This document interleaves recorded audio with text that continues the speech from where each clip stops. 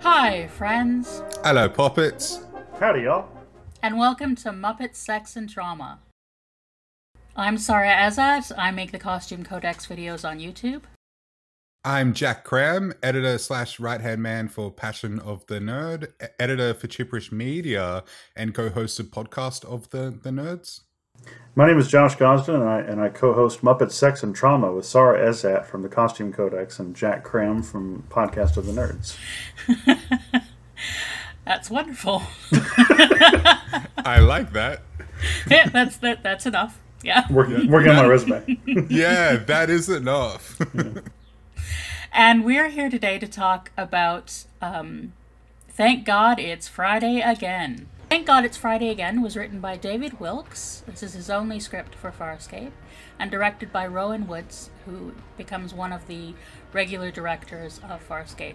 And we've seen his work before on Back and Back and Back and Back to the Future. Something is up with Dargo.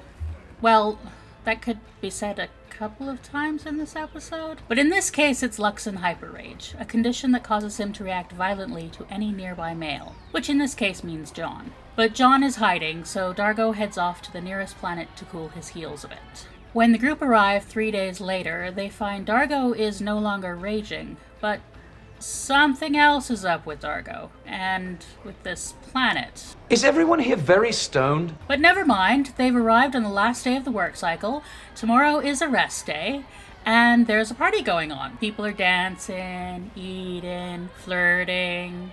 Oh, and we lost Dargo.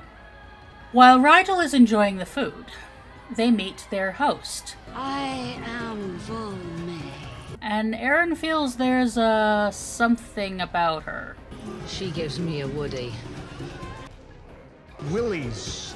She gives you the willies. John, too, gets the sense that something is up, especially when a girl named Tanga accosts him and tells him to stay. No matter what, stay. And then a bomb goes off as Rigel is trying to, I was relieving myself. It's about to get hot, so Aaron heads back to Moya with a somewhat scorched Rigel. Back on the planet, Zahn and John find Dargo's home, where he offers them a bed for the night. He says he'll show them around tomorrow. It's a rest day, after all. But for now, he has a guest. Back on Moya, Aaron discovers that there wasn't a bomb. Somehow, Rigel's body fluids have become explosive. She and Pilot have to science it out and find a way to fix it. This is difficult for Aaron. She's not used to doing things she has no training for. But Pilot is kind and helps her through it. It's a new day on the planet and time to go to work. Wait, wasn't today supposed to be a rest day? Today is the last day of the work cycle. Tomorrow is the rest day. But don't worry, there will be a big party tonight. John goes to explore the planet, while Zahn talks to Dargo while he works. She gets a little taste of the local agriculture, a plant called the tannant root. While John is exploring, he gets accosted by Tanga and her friends, one of whom sticks a worm in his belly. And they tell him to just eat and leave him in a pile on his own with a worm in his belly. That evening, John has spent the day feeling miserable, not surprisingly, and Zahn has spent the day working and feels great. Suspiciously great. Well, tomorrow is a rest day, so it's time to party. At the party, John finds Tanga and the worm-wielding bunch, and they give him a partial exposition dump. Apparently, it's the food, the tannant root. When people eat it, they become suggestible. These few are immune, and the worm they put in John should make him immune too. They warn him to play along and act like he's fallen for the tannant root, which he does with Volme, who is strangely interested in Moya and her cargo abilities. Well, it's another beautiful day, and it's the last day of the work cycle. Tomorrow is a rest day, so everyone should work extra hard.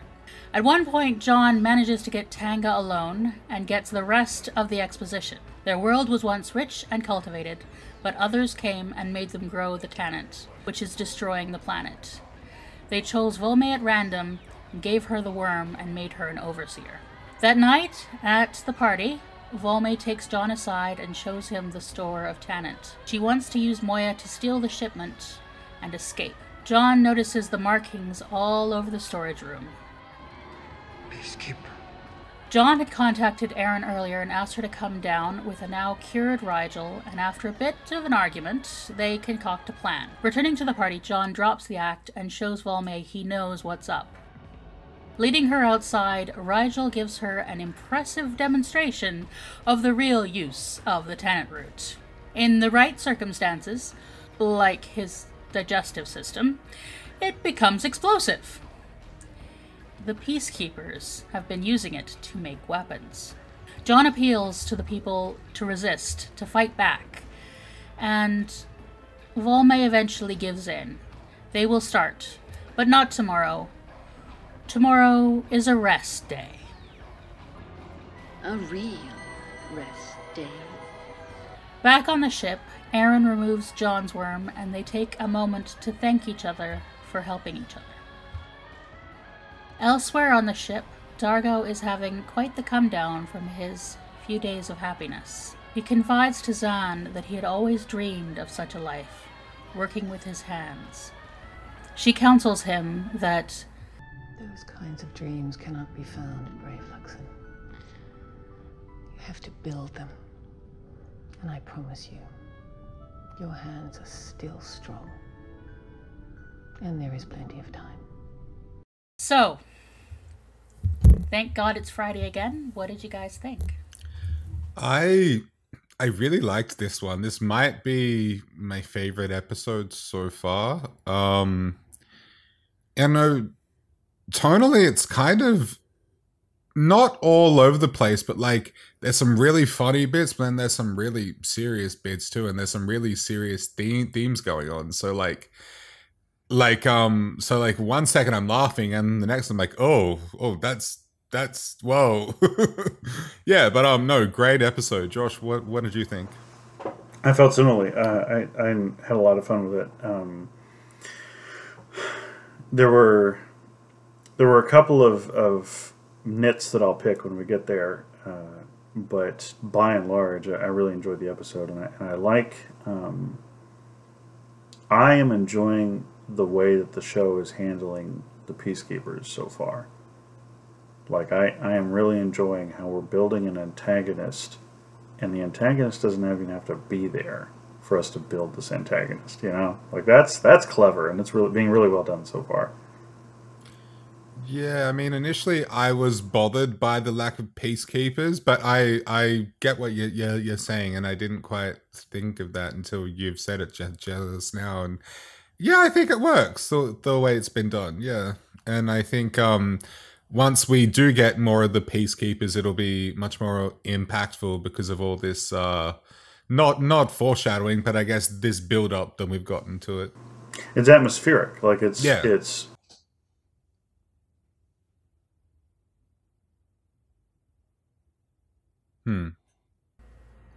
Sarah, what about you? Oh, I do very much enjoy this episode. We should let the listeners know that we actually watched this episode together, the three of us. We did, yeah. Yeah, we recorded our reaction. So if you that recording is exclusive to patrons at any level. So if you want to see us watch and see Jack and Josh's very first reaction to watching the episode. Unfiltered, raw, live. Very raw. That should be up by now. But and anyway. We'll definitely do more of those because it was a lot of fun. It was, yeah, for sure. Yeah. So where shall we start? Can we start with Dargo? Because I think we should start with Dargo. I think we'll start with Dargo. I love Party Dargo so much. Like, oh my god! Like I was so disappointed that like beyond the first like 10, 15 minutes it gets serious, because I just wanted to watch Dargo have fun and party and be silly for the whole 45 minutes. Like I wanted that so bad. But yeah, Dargo in the beginning was just so much fun. I loved it. Yeah. Yeah. He was a lot of fun this episode. He's actually one of the nits that I wanted to pick, though. Okay. Farscape has done this a little bit so far, but this is the most blatant episode so far where they've done it, where they have introduced a concept or a device of some kind to the plot that they don't bother to expand upon or explain, but they're just like, this is what it is. Come on, audience. It's a very, like, hand-wavy kind of thing. Like, what the hell is Luxon Hyper Rage? Right? Yeah, I had that feeling too. Like, Sarah, what did you just say in the intro, that it's directed at the nearest male? I don't think the episode tells us that, right? There was one line. Somebody had one line. There's a bit of exposition about it. We will. They will totally miss that. They will make use of this hyper rage thing again. I mean, great, but like, in this episode, I was in the opening 30 seconds. Dargo was off the ship because he was in the grips of Luxon Hyper Rage or Hyper Rage, and John was like in the ceiling the whole time, and I was like, why is this happening? What's going on? I thought that too. I'm like, what did John do? Like, what happened? And then there's not really a resolution to it. We don't really know what happened. Is it because he's young? Is it because he's male? Is it because he's tall? Like, why was this happening? Yeah. And Doctor Who does it a lot on almost every single one of their episodes, where the opening bit is just like David Tennant talking at 85 miles an hour about, this is what's happening, this is why we're heading, this is where we are, this is what we got to do. And then the rest of the episode deals with the complex moral play, but the plot device to get there, the writers are almost like, guys, don't worry about it, we're here now. And I got used to it in Doctor Who, but it's definitely not one of my favorite things. I much prefer, something happening and someone pulling out their tricorder and saying, let's get a scan of this. Yeah. A whole scene devoted to them, like, explaining and understanding, and me, the audience, being like, I understand. But remember what the resolution you came to in Back to the Future. Yes. And I applied that principle in this episode of just go with it, because that was what the episode was telling me to do too. They were like, it doesn't matter, just go with it. But yeah, there was something so fun. Well, there's always something fun about seeing a really serious, like, straight-laced character let their hair down and just have some fun. Though I really enjoyed that, and I love how in the club when Dargo sees John, and he has this big smile on his face, and he runs over to him, and John, like, panics, and he punches him twice, and then Dargo just laughs and hugs him. Like, that was I great. love that was really so great. much. Yeah. So the good. rest of Dargo for the episode, I was very happy with. Yeah. No, I get your nitpick. It is very. We're just gonna jump to the story. We'll use a thing. We'll get to the story. Yeah. Yeah. But it is something that it is a thread they will pick up at various points in the future. Okay. Cool. I feel bad for John and Zahn. First of all, their name's wrong. I feel bad for John and Zahn. Not only did they have to share what looked like a child's pallet on the floor of an industrial hut, but they had to do it while Dargo was just absolutely railing somebody in the next room through the thinnest of bamboo chute doors. Yeah. Well, Zahn wouldn't mind. Zahn wouldn't mind. And clearly John didn't mind either, because they woke up cuddling. But, like...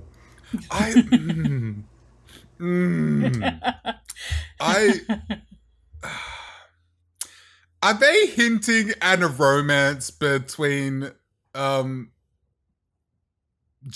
and Zahn? Don't answer that, Sarah. I'm not going to. It's a rhetorical question, but, like, it's very blatant, like because she puts her hand on his groin and is like, oh, and then he moves it, and then he wakes up and he has his hand on her hip, thigh, whatever it is.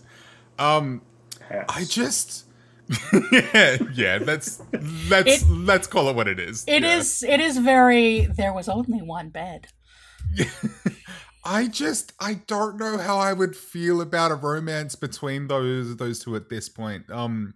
Look, I get that opposites attract and whatnot, but I just can't see these two personalities falling for each other at this stage. Like, maybe there'll be more growth and more character development, and they will grow together somehow. But I just like Zahn's this really sort of mystical, deep thinking, like in intellectual. She's like a philosopher, and yes, I get John is a scientist, but he's a meathead. He's basically Chris Pratt in every film, right?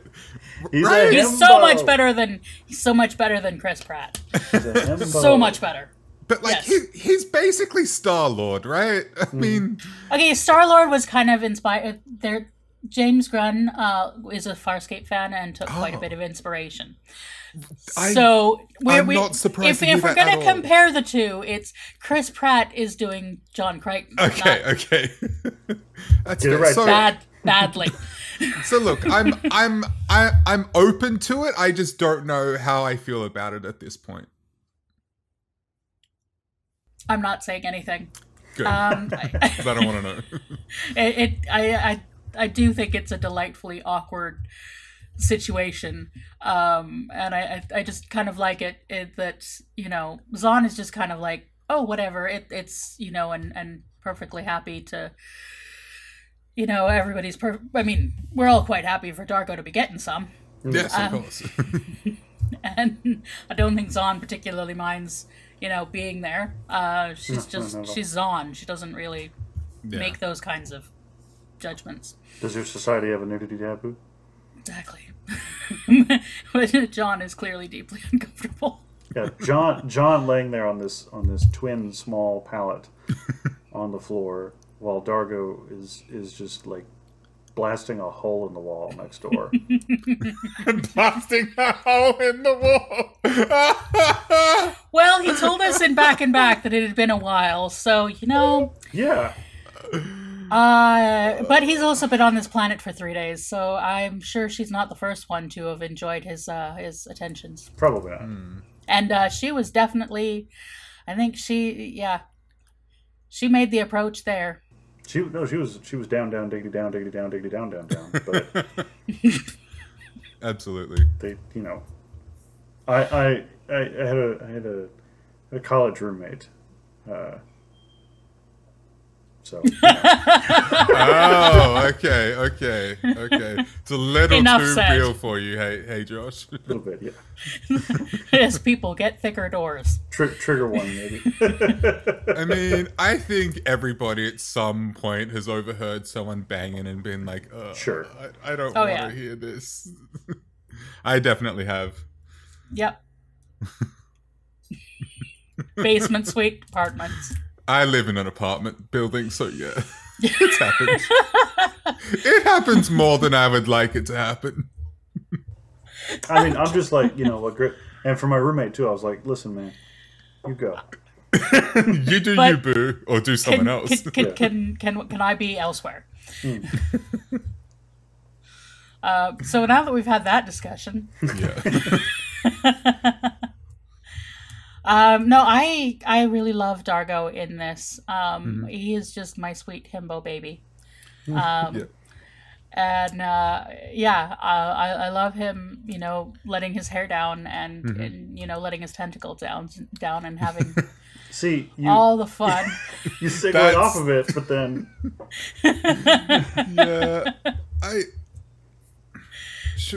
This is the sex episode of Muppet Sex and Trauma. What episode is not the sex episode of Muppet Sex and Trauma? But yeah, so I do love this sort of, and just seeing him so peaceful, and then of course he breaks our heart at the end in that conversation with Zahn. Oh, I've finally found my in with Dargo in this episode. I finally found my entry point, because I was finding him a little one-dimensional for like since the beginning of the show. But yeah, that conversation broke my freaking heart. Like, there is this big soft marshmallow in there beneath the surface, and he just wants love. He just wants contentment. He wants to be happy, and that broke me.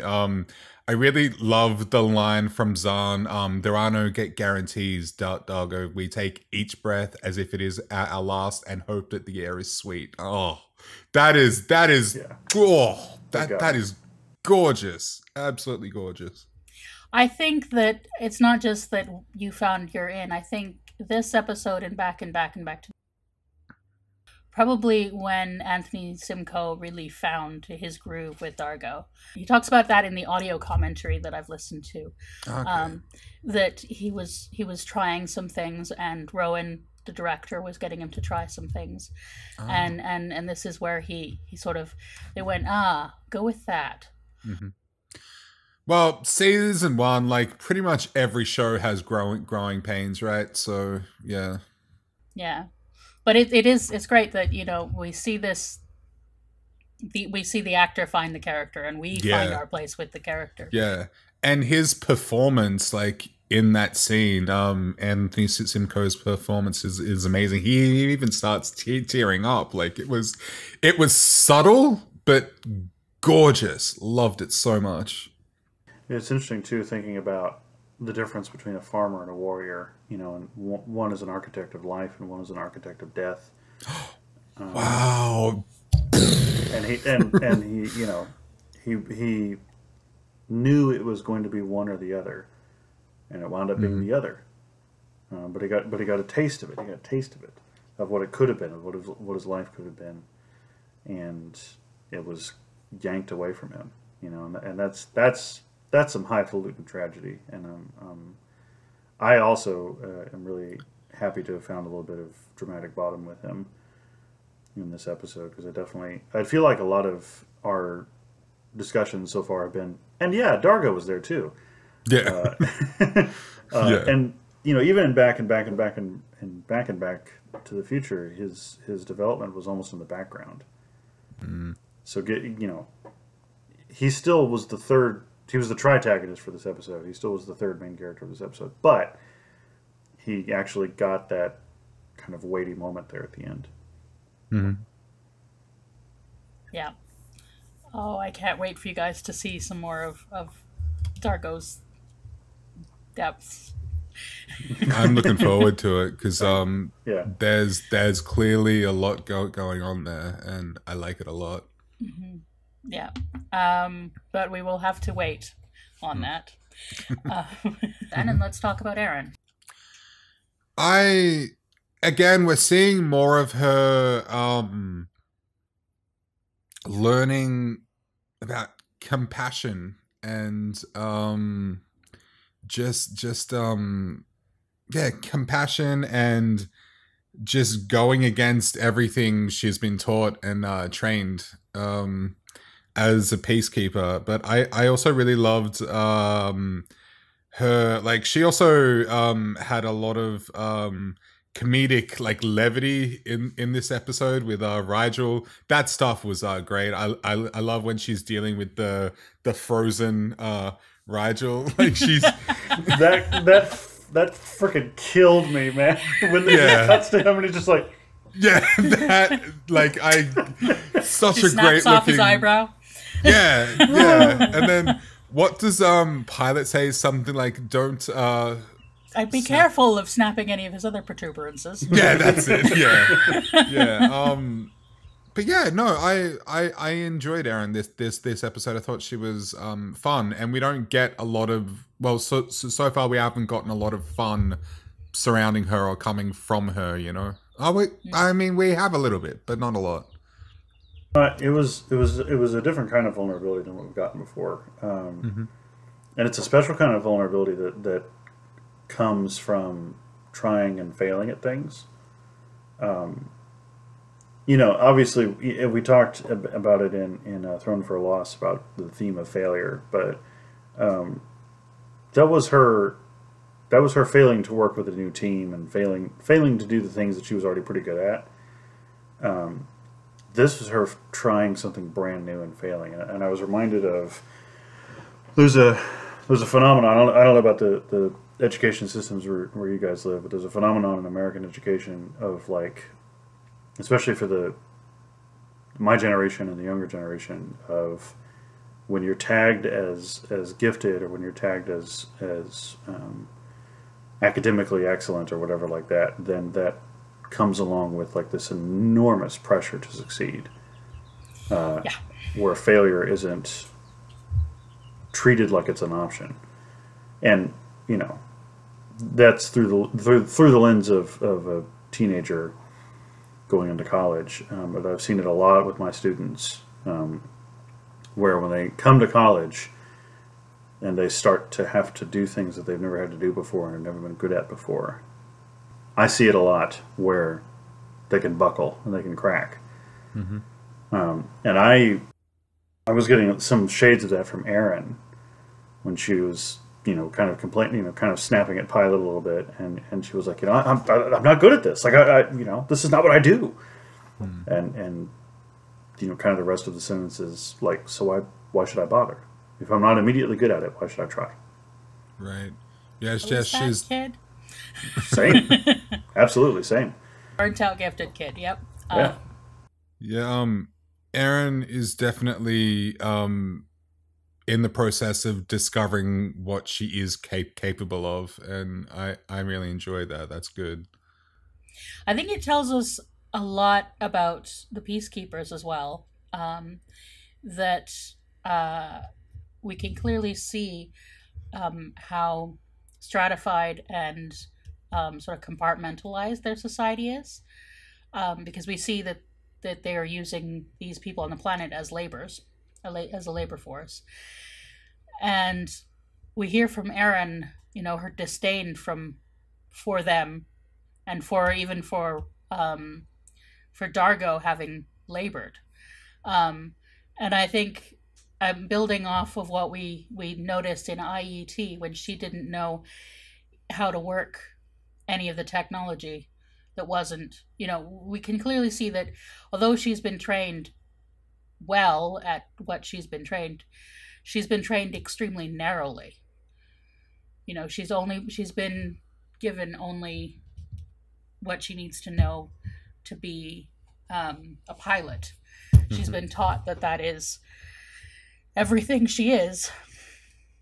And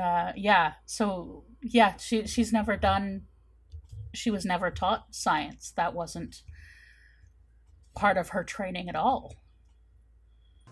It's also easy for me to imagine, especially based on what we saw from the Marauders, from the commando team, and how the team leader treated his team when they started to succumb to the what was it, the Sebacean heat fever, or what did they call it? Mm-hmm. That in a much less inspiring way than how this sounds, failure was not an option. Like, right. If you made a mistake, if you messed up, there was a real possibility that you would be killed. Yeah. And clearly that isn't the case for every mistake that is made in the Peacekeeper ranks, but her fear of making a mistake kind of broke my heart a little bit. Yeah, once again, I feel like I say this every episode, but I really love Claudia Black's acting. I think she's just wonderful. I think we could say that every day and it would still be enough. I will say it more. I will continue to say it shamelessly and over again, because she is a wonderful actor. I really, really like her a lot. Yeah, absolutely. And then that glee on her face when she did it. Yeah. Mm-hmm. Yeah, that was adorable, wasn't it? I wanted to give her a big hug and be like, yes, you did it, kid. Well done. And the way she was it's done? I did it? Yeah. And she was kind of bragging to John about it at the end of the episode, and she was like, well, you know, I'll just take care of it. I was like, aw. And of course her speech about how it was like a training exercise, but it was a puzzle. Mm-hmm. Mm-hmm. Oh my god, that fucking scene when she goes down to the planet and she and John have that argument / kind of cathart at each other of what they've been going through the last couple of days next to the train. You know what I'm talking about? Cathartment? Yeah. I've decided that cathart is a verb. I'm going to cathart. But first of all, that was all one take. Like, from the moment that Erin walked into frame, like, the camera just followed and just let the two of them just act, and like the whole argument, the whole back and forth, and that was a lot of damn dialogue. And there wasn't any ADR either, I don't think. No, yeah, it was all But I love that scene.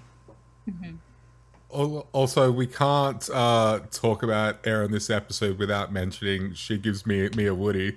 That that really tickled me. Holy shit! I laughed so hard. I almost spit out my drink. This is the first instance of Erin tries to speak English. Malapropism. And I love the fact too, like what made it even funnier for me that at this point in 2021, Woody is quite a dated word for that. Yes. Like you wouldn't hear that a lot these days, but it's a term that I remember from when I was younger, and Same. there's something about that really just makes it funnier for me. I loved it. She gives you the willies. Yeah. She gives me a Woody, and I was like, all right, man, let's listen. Sex positivity on this show is through the roof. I'm here for it. Because they held it for so long before any of the characters like corrected her or caught it. Like it was like Yes, that is some excellent writing. Yeah. I do love Erin and John playing off of each other. But I also love Pilot and Erin playing off of each other. Yeah, and you guys know I've been sus on Pilot for a little while now, and this episode just set that into hyper rage because he's in hyper rage. There's something I'm going okay. on there. He's gonna rage at the nearest man.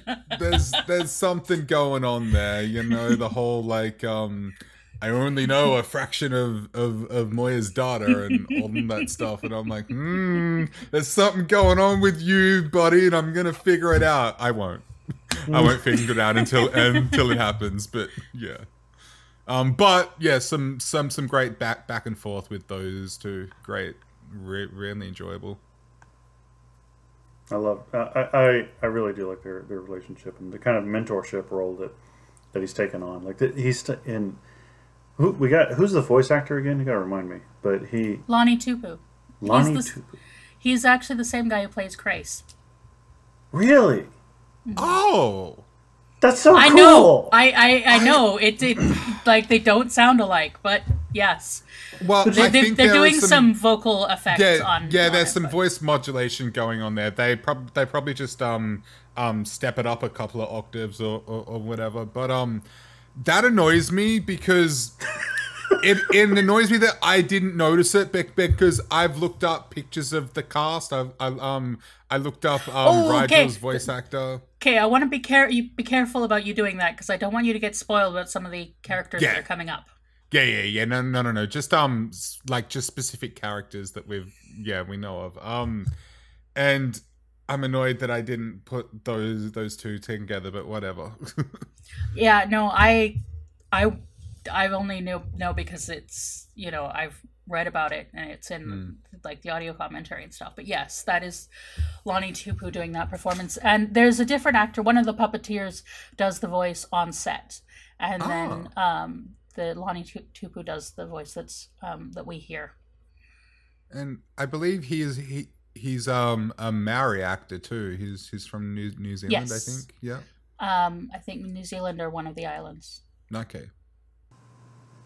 That's I just love so it just has this gentle like school teacher almost way that he speaks with Erin when he's like, you can do this, Officer Soon, you know, and yeah, he's very gentle, but I don't trust him.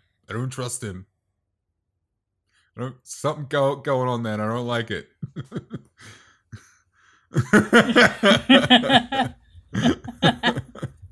It's all right, Josh. I won't. You're not that close to me. You're on another continent, so that's fair.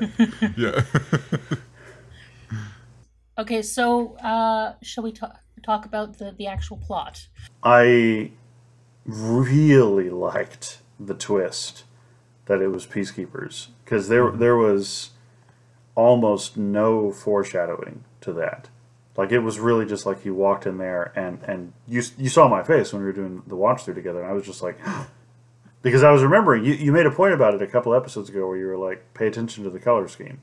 And so I actually didn't remember the Peacekeeper's emblem. I remembered the color scheme. It was all, black and white and red all over. And when he walked into the room, and I was like, ah! And so that's what I was talking about when we first started chatting about like the atmospheric buildup of the Peacekeepers. Like they're everywhere. And even in the episodes, what I make up is even in the episodes where we haven't encountered the Peacekeepers or dealt with them, Moya is still flying through a hostile environment. Like they were always right around the corner, And so that adds just this kind of like underlying layer of tension that I really appreciate. I have some. John didn't really get much of a character arc this episode. He just kind of got to do things, and have a stomachache the entire time. Which Ben Browder once again just plays like, what's going on so well. Yeah. The only thing I really have to say about John this episode is that I love the scene with him in Volme when he's pretending to be under the influence of the root. He's like, I want them to feel contentment, and like Ben Browder plays that so well. It's so funny. Yeah, I was cracking up when he was. He's good playing. stoned. Yeah. It's definitely like an allegory for being stoned, because that's I think that's just what he went right. Okay, act like I'm stoned. Mm-hmm. Dude. Yeah. Man. This tannant root, man. I do love a lot about the way this episode is set up, because like before we get to see the Peacekeeper logo, we don't notice that that's the shade of red that everybody's wearing. And that's the shade of white that Space Karen, as I think of Volme, is wearing. And then we add in the black, and you're like, and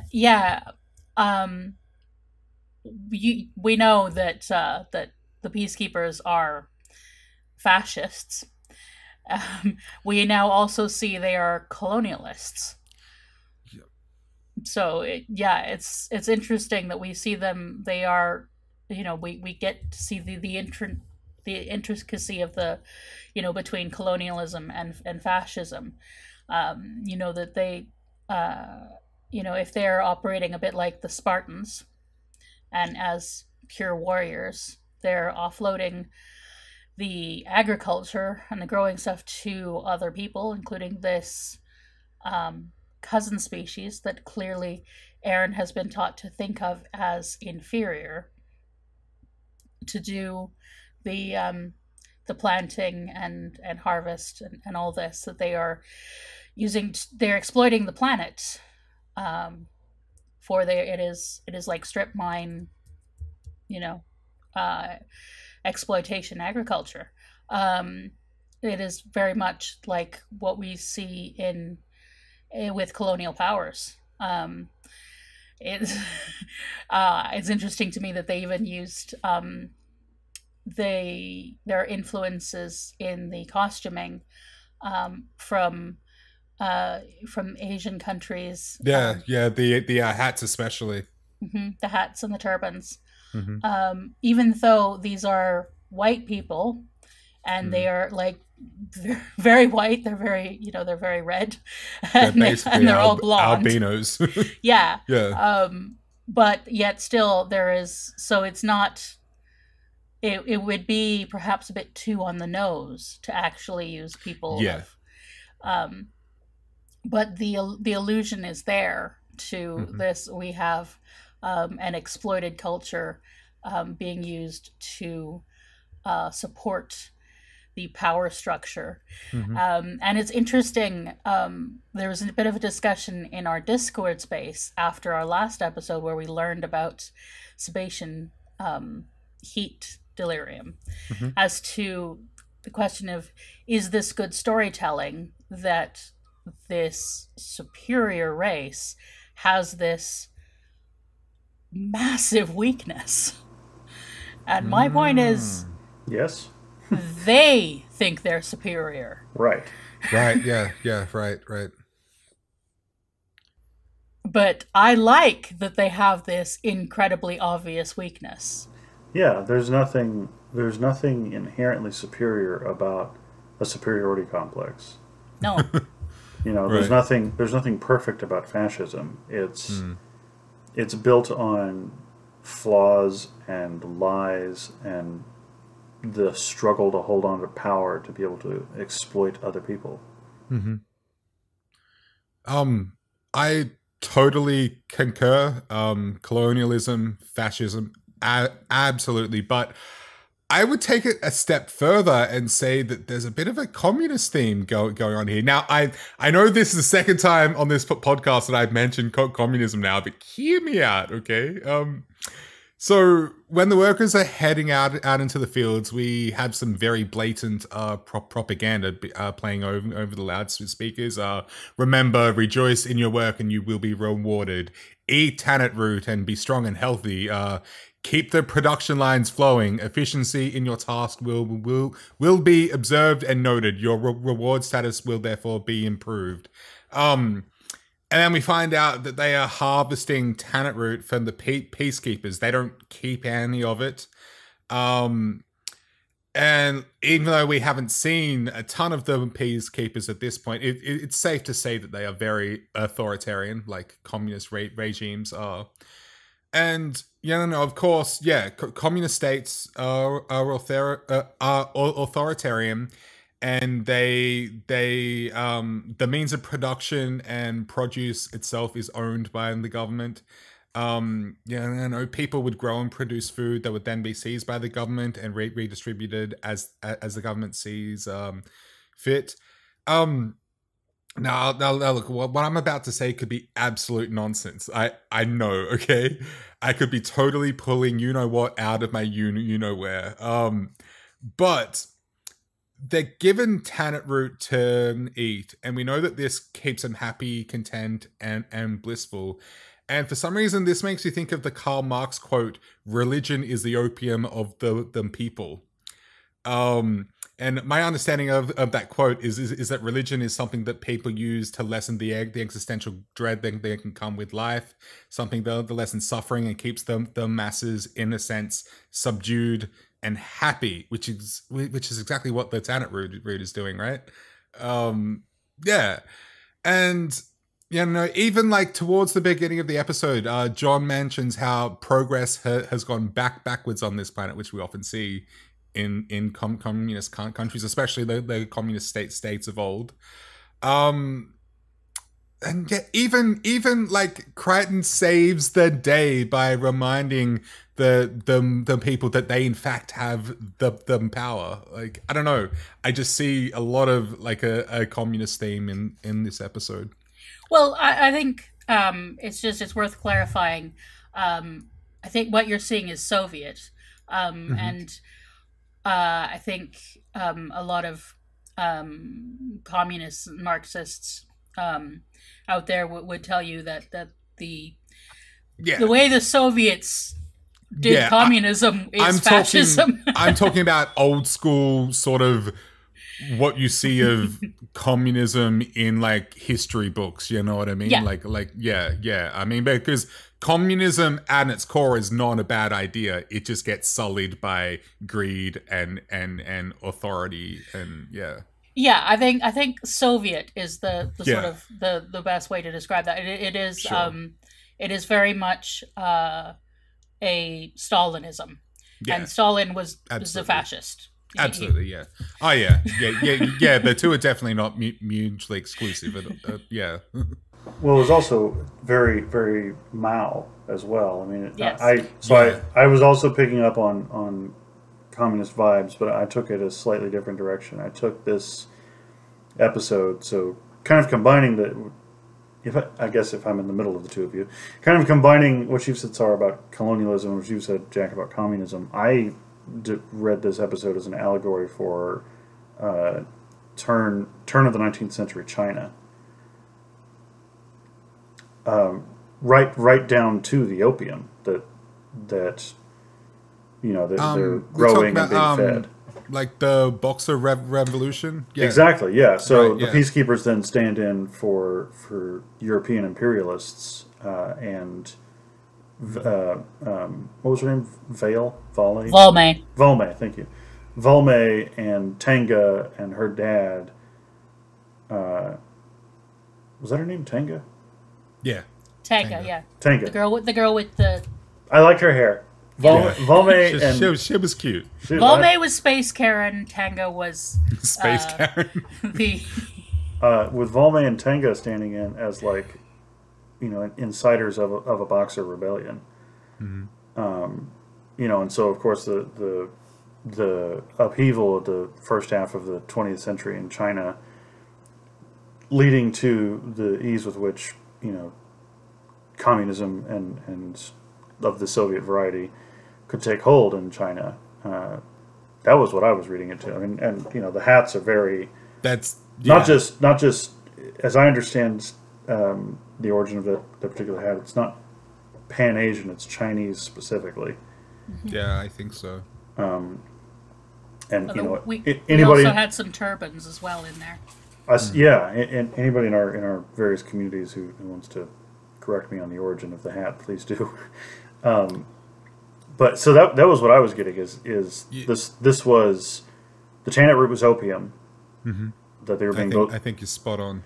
Both forced to produce and consume as a way of keeping them docile, because there were shades of like Native American colonialism, not Native American colonialism, like the colonialism trans-genocide to Native American folks here in North America, especially regarding the introduction of whiskey into any number of Native American cultures by white Westerners. But I think that the Chinese allegory definitely holds much more water, and especially with the communist China angle. This was the Boxer Rebellion leading into a People's Republic kind of a scenario. Yeah, absolutely, man. Yeah. I totally agree. It's sort of the mechanics of exploitation of the masses boiled down into a story, and what, you know, how the powerful exploit the other, whether that is always repeated in various iterations of colonialism, and also that's exactly what the Soviet Party did with the masses of Russia. Right. Yeah. Yeah. Yeah. There's both. Yeah. There's just a lot going on, and yeah, there's probably inspiration drawn from many parts of factual history. Yeah, it's for an episode that's a lot of fun, there is a lot of serious stuff going on too. Like, it's such a stark contrast, but the way it's mixed together, there's something about it that works for me. I mean, my nitpicks are, much as I enjoy Volme's Space Karen, tomorrow is a rest day. It's a little weird that none of the other people act anything like that. Yeah, and why are her eyes red but everybody else's are white? Like, I think that could be about the whole worm thing. And you know, maybe why she's you know, I think there are sort of, I can headcanon reasons for that, for why, like, you know, very easy to headcanon, but yeah, I just thought it was odd. But even like she has like gold around her eyes. She aesthetically looks very different from everybody else. Like, if you told me that she was another race, I'd totally believe it. I read her coded as an ethnic minority. Oh, okay. Who was also naturally immune. They did say she had the worm. They did say she had the worm. They say that she's one of them who was singled out by the others, by the peacekeepers. So what's with her speech then? Like her... Yeah, that's the thing. It's a fascinating performance, but it's a bit weird that it's... Yeah. You know, that everybody else just acts like Australians. Yeah. It's fascinating and captivating. Like, I really like enjoyed her overall. Maybe it was an affectation by the character, because she drops that speech pattern at the end. Does she? Yeah, when the cops, but for all intents and purposes, close in on the group and Rigel pees on everybody.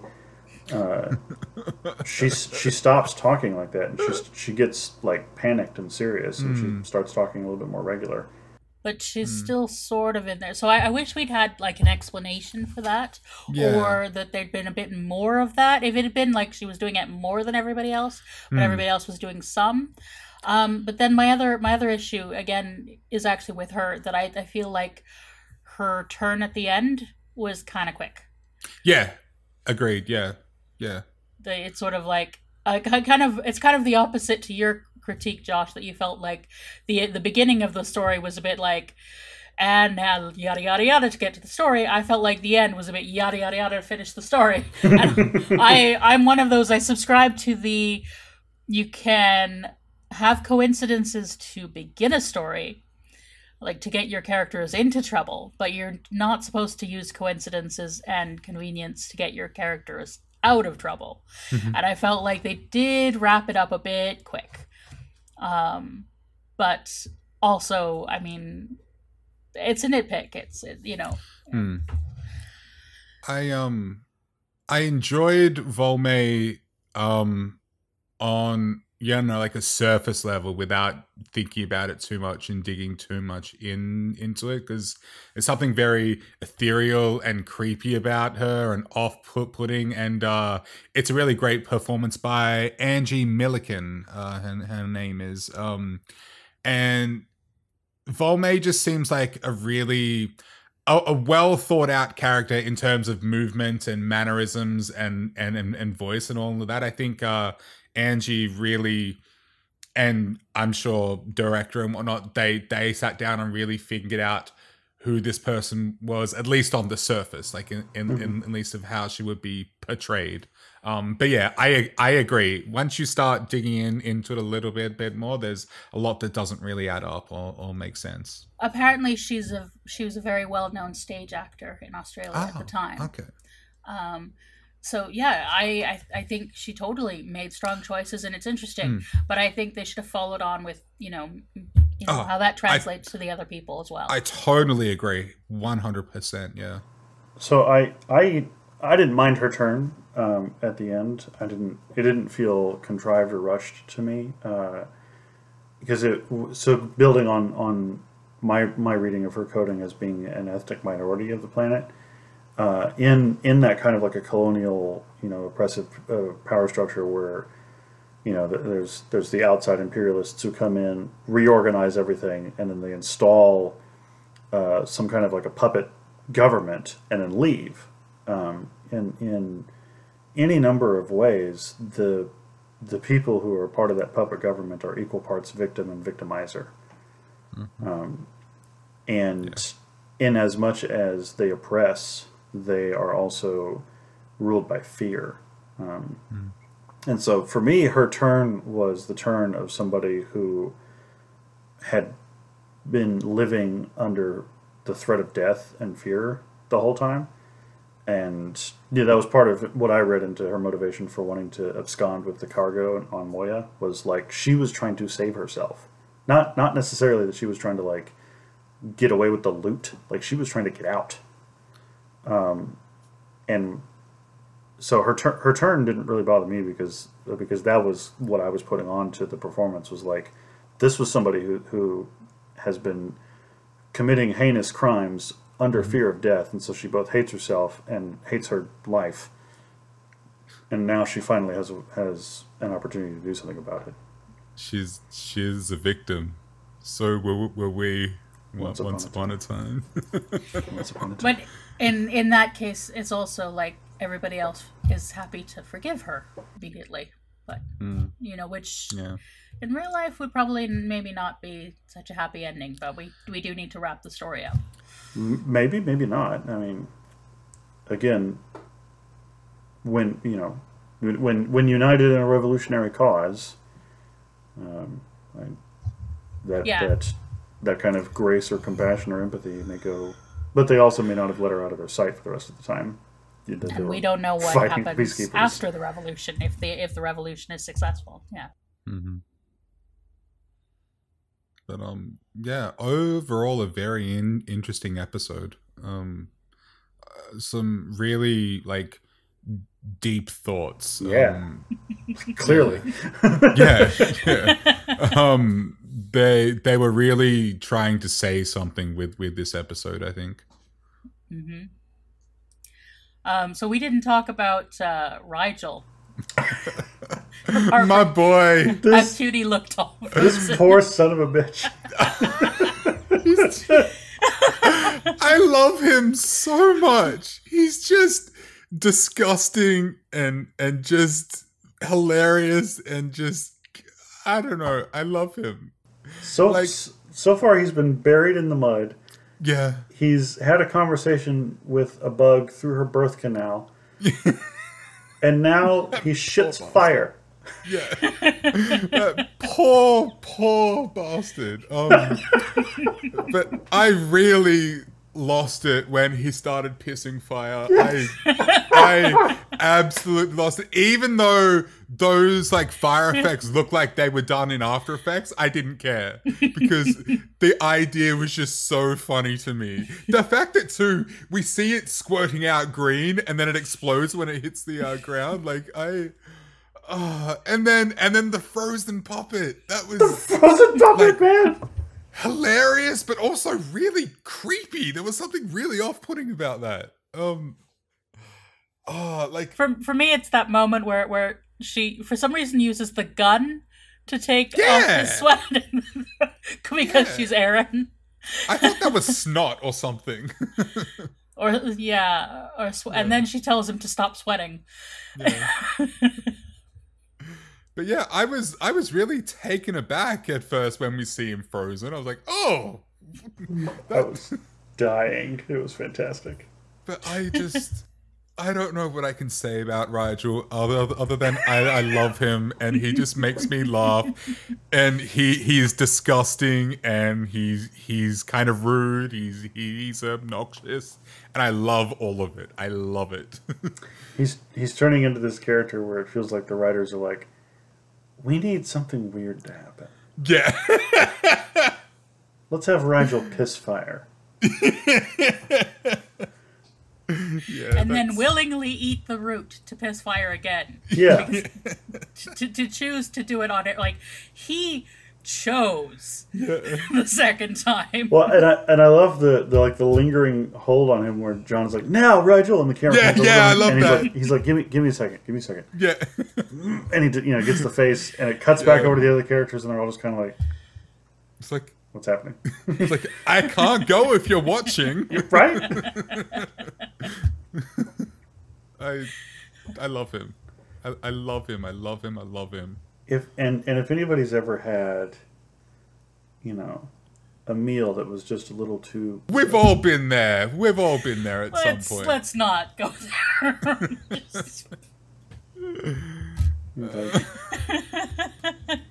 Someone tried to kill me.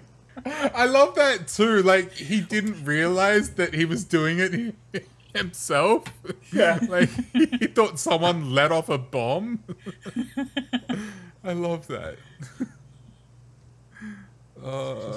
Okay. He is my king. He is my king.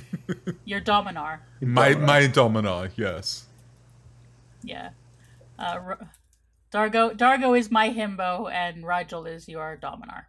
So this is, I think, the most heroic that we've seen the crew be so far. Mm-hmm. Previous episodes, they've been trying to get themselves out of a jam. Yeah, it's always been self-preservation. This is the episode where they were like, "Hey, we should help these people out." Yeah, and all of them went with it. Like everybody had the capacity to choose at that point. Went with it, including Rigel. Like you said, he was like, "You know what? I'm going to do my part."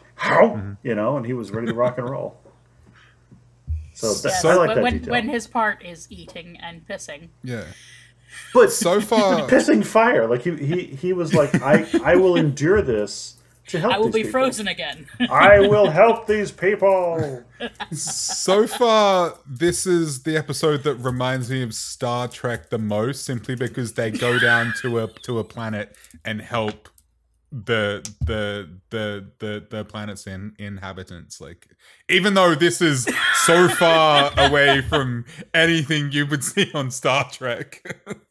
Yeah, but I know I say this every episode too, but I'm enjoying the world building, and I love that I've never seen sci-fi like this before. Like, it's sure, like this episode is the closest thing they have done to Star Trek, but it's so far away from it too. It's really its own brand of sci-fi, and I quite enjoy it. There is one talking about the way that Farscape does its own thing.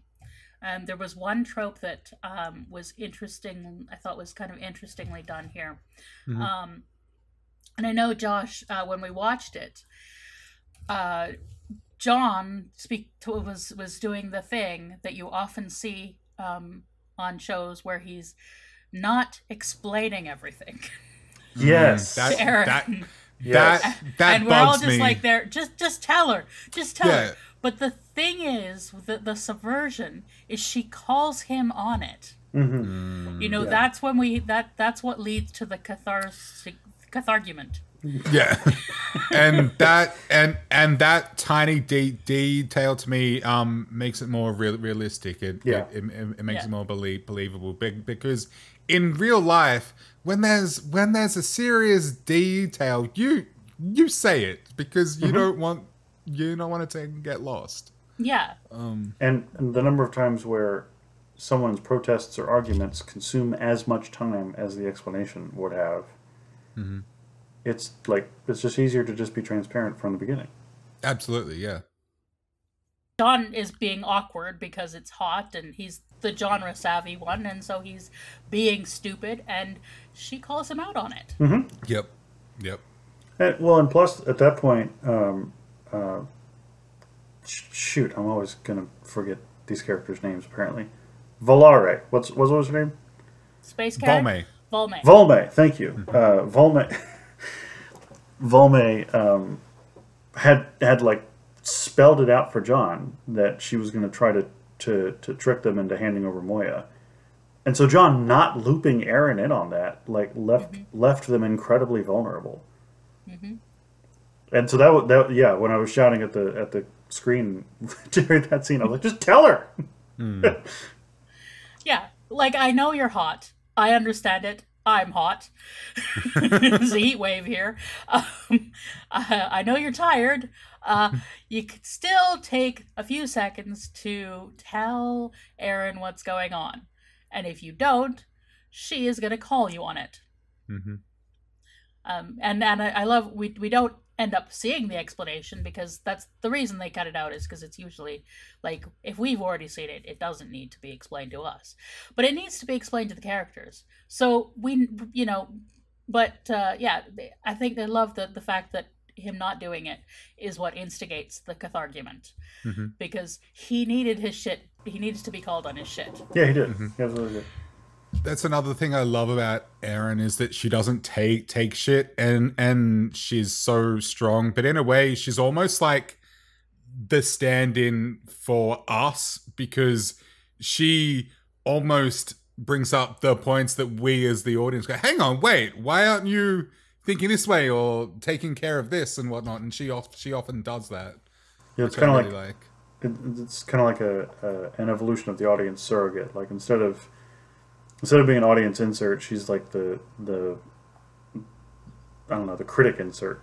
Yeah, yeah. Yeah, I think John is the audience insert in many ways. Yeah, he's yeah, our because eyes. he's just like, what the fuck is going on here? That's basically John. That's literally John. That is John every episode. And the other thing I thought was neat is because we have like a colonialism kind of allegory thing here, it does appear as if we're having a white savior story.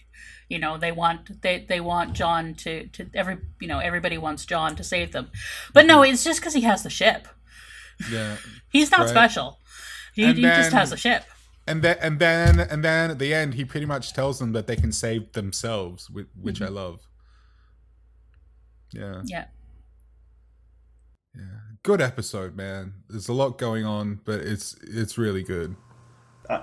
So again, I mentioned this in Exodus from Genesis. The crew of Moya, John in particular, is inadvertently inflating the threat that the peacekeepers think they pose.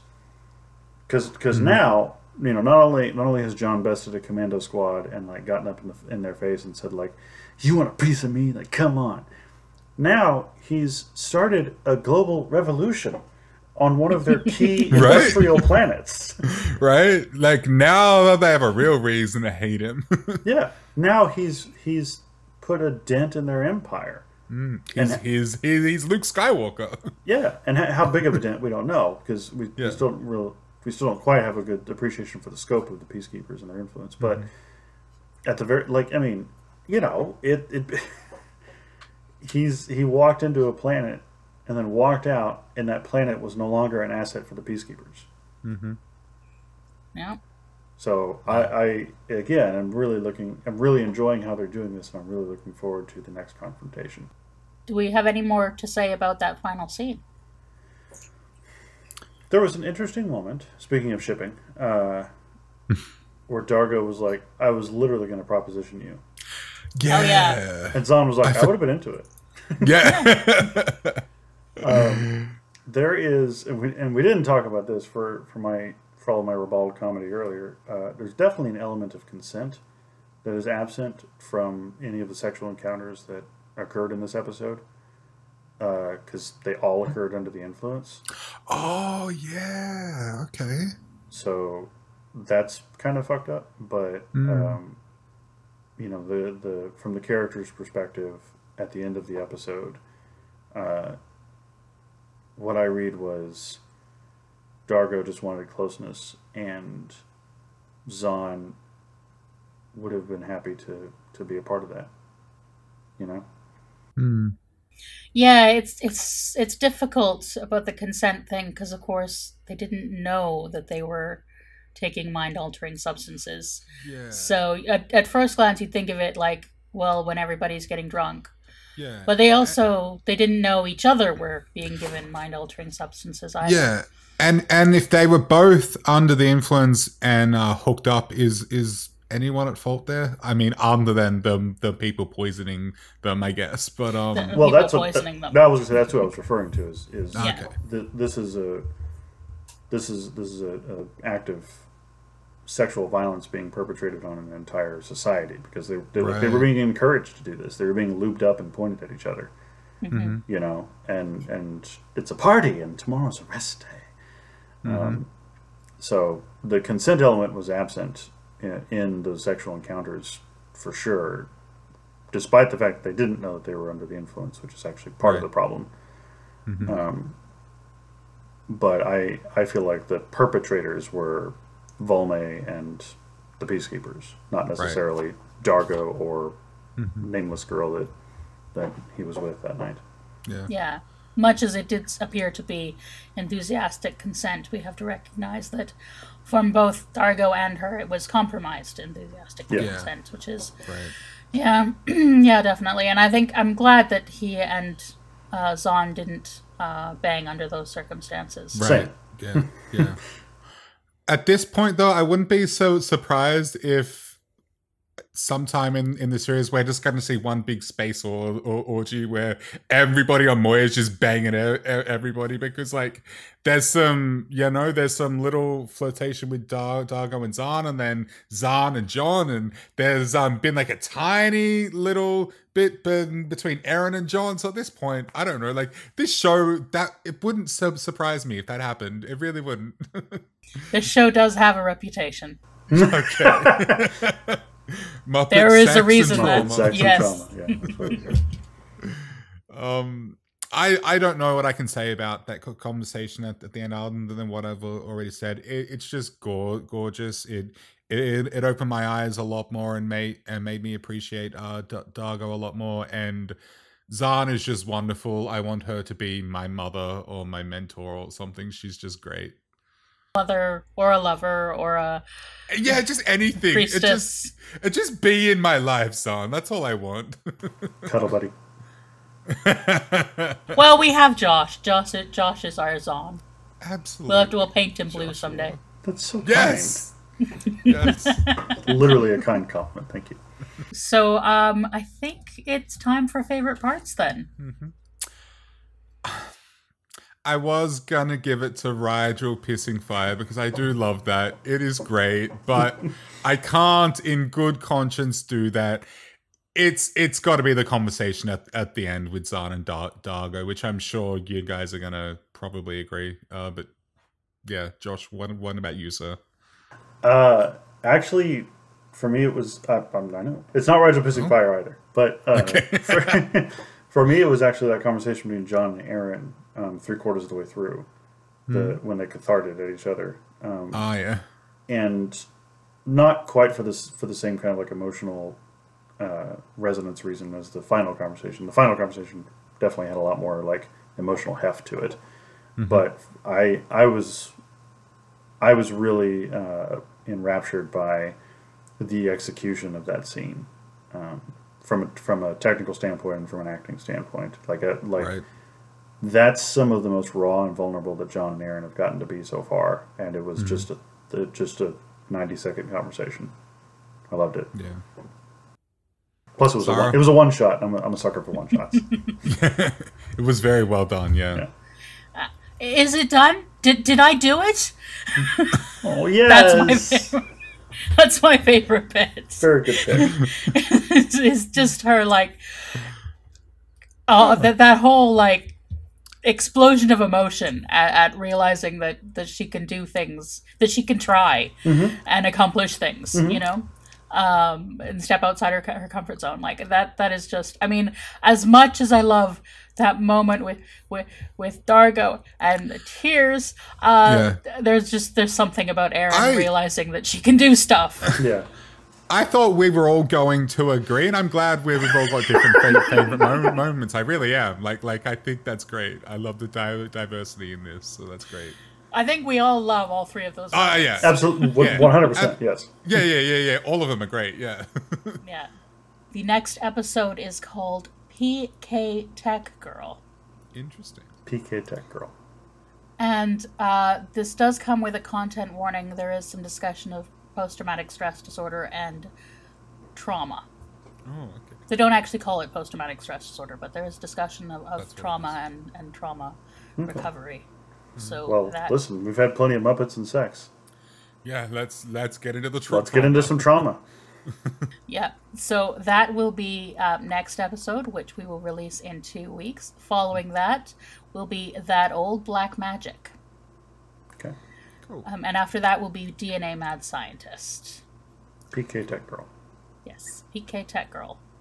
That is up next. That will be up our next episode in 2 weeks. So thank you for joining us today. And as we said, if you are a patron, you will get to see our reaction to watching this week's episode. Patron at any level.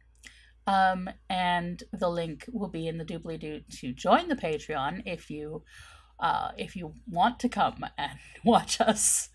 Down there, down. Go down. Along with the Patreon, we also have a Discord. The link will be there as well. And we're having some interesting discussions now.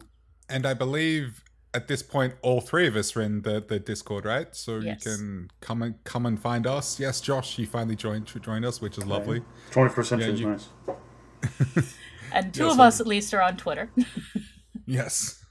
So, Jack, do you want to tell people where they can find you? You can find me on Twitter at lackofsurprise1. That's all one word with the number 1 at the end. As we just said, you can find me on the Discord. You can also check out my other podcast I do with my friend Ian from Passion of the Nerd. It's called Podcast of the Nerds. It's very creative and inventive. And you have a new episode up after your illness. Yes. We recorded the other day, and it went live yesterday. It was actually a really fun discussion. So yeah, go and check that out. We spent a lot of time talking about Don Juan DeMarco and romanticism. So if that's your bag, head on over to Podcast of the Nerds and check it out. You can also check out my work with Chipperish Media on the Still Pretty podcast, as well as a new podcast we have going now called Endless, which is delving into the Sandman comics. And I think that's it. Oh, I've also got an Instagram at Jack Kramme with one word. I all one word. I never use it, but you can go check that out if you want to. Josh, where can people find you, my friend? You can find me on Instagram at Josh Gosdin, all one word, and mostly so far it is food and self-care, which is, me in a nutshell. That's important. It's all important. And I am Sara Ezzat. You can find me at the Costume Codex on YouTube. And I'm inching closer to 1,000 subscribers. Inching being the word. But hopefully to be there maybe with the next episode, next proper video that I do. And you can also find me on Twitter at BlueStockInSara, BlueStockInsara. It was supposed to be blue stocking because that was the thing I used to use. It's an old word for feminist. It's not that I didn't know that. I didn't know that. It's not like I'm just a fan of blue stocks. I don't know. I mean, you could be. That's fine. Nice. Yeah, I mean, sure. I'm a fan of blue socks. I socks just like great. blue things, really. Blue I'm like, what is it? Is it a lyrebird that collects the blue things? I think it Or is. something. Yeah. I like blue stuff. So do I. Yeah, it's because it's like the stockings were blue because they didn't dye them, so it was like a 1700s way of saying hairy-legged feminist. Oh, okay. Okay. All right. And which, That's of course, interesting. they took it and went, fine, we'll name a society, the Blue Stocking Society. There you go. Were they die hard? There's the Josh joke of the week. There we go. You had to get one in, and there it is. I did. It's the end of the episode. I did it. You did it, buddy. Thanks, Jack. That sounded condescending. I didn't mean it to be. No, it's perfectly appropriate. Always got to get the Jack joke or Josh joke. I mean, Jack too. Jack jokes too. Yes. We can all make jokes. I feel like we gotta go, y'all. Yeah. Yeah. Okay. So Thanks, friends. Thank you, friends. And we will see you in 2 weeks. Thanks, y'all.